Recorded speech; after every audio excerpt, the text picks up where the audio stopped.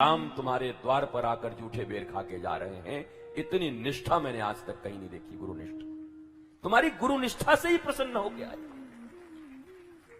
भारतीय आध्यात्म, भारतीय समाज,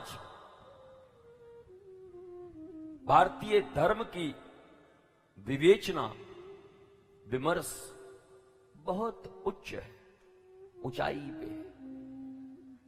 ये मोटा मोटी सुनने से काम नहीं चलेगा। प्रारंभ मोटा मोटी से ही मैंने किया था और फिर मोटा मोटी पे आता हूं। मोटा मोटी से कुछ नहीं मिलेगा।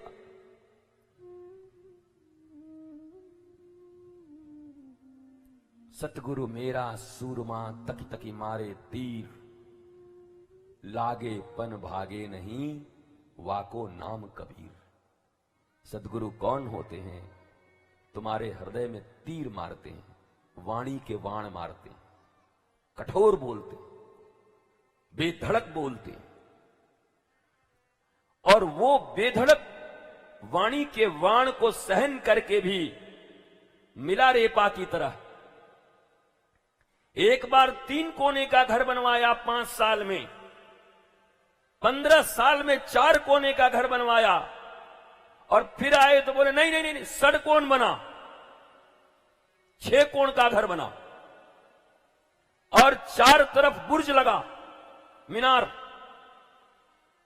कहते 70 साल हो गए। 9 साल का बच्चा आया था आत्मज्ञान प्राप्त करने, कुछ पढ़ाया नहीं गुरु ने, एक दिन क्लास नहीं ली। जिनके क्लास लेते थे उस क्लास में आना मना था उसका, भूल से भी एक दिन नहीं आने दिया। 70 साल गुजर गए। घबराया कि मैं जिसके लिए आया था वो मिलेगा कि नहीं, कि ये घर बनवाता रहेगा मेरे से। कहते हैं गुरु मां ने उनका हेल्प किया और उनको भगा दिया वहां से कि निकल जा, नहीं तेरा जान चला जाएगा, ये कोई आत्मज्ञान देने वाले नहीं। उनके शिष्य के पास भेजा जो आत्मज्ञानी थे। जब उनके द्वार पर गए, कहा हमें गुरुजी ने भेजा है आपके पास आत्मज्ञान के लिए।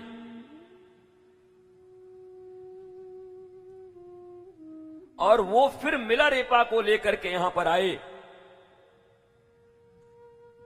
गुरु मां ने बेटे की तरह पाला था 9 साल से 70 साल तक। जब इसके प्रति देखी, मां की दृष्टि ऐसी थी, लगा ये कभी इसको नहीं सिखाएंगे, तो गुरु मां ने अपने बेटे की तरह प्यार करते हुए कैद करके रख दिया था। गुरु ने, तुझे यही काम करना है। रातों रात भगवाया।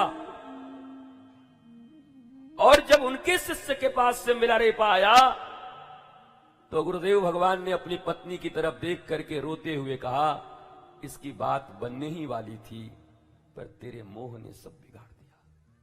तू क्या मुझे कठोर समझती है, क्रूर समझती है?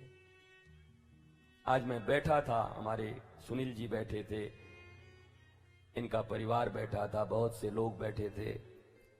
हमने कहा भैया, गुरु और शिष्य के बीच में किसी को मौसी मत बनाना। भगवान और भक्त के बीच में गुरु और शिष्य, आप भी थे, सब थे, हम सब काफी देर तक, हम तो आने से पहले ही 2.5 घंटा कथा करके आए हैं। तो हमारा मन तो ऐसे ही भरा हुआ था। हमने कहा आज तो पांडाल में बस काम चला दूंगा, बात तो यहां जो होनी थी हो गई। ये मौसी बड़ी खतरनाक होती है। मौसी मतलब वो नाता वाला मौसी नहीं, समझ लो।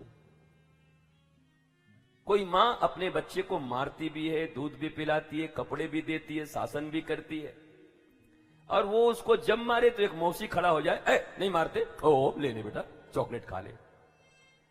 कोमल मन में, बाल मन में धीरे धीरे मां के प्रति विरक्ति पैदा होगी और मौसी उसको अच्छी लगने लगेगी।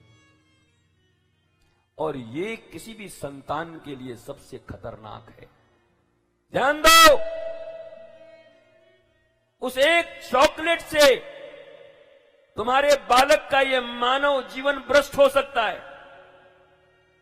जिस समय मां शासन कर रही है, मां प्रेम कर रही है, मां ने जन्म दिया है, मां उसके तासीर को जानती है,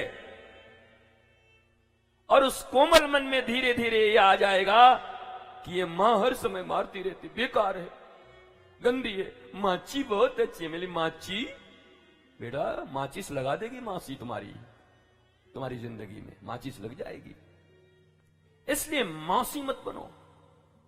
कई लोगों को देखता हूं, गुरु शिष्य के बीच ही मौसी बन जाते हैं। वो अगर आ रहा है डर, अरे डरते नहीं है, क्यों नहीं डरते? डरो, प्रेम का डर रखो। मेरे गुरु ने मुझसे एक बात कही थी, तो मुझसे डरता है? तो मैं बोला लगता तो है। क्यों?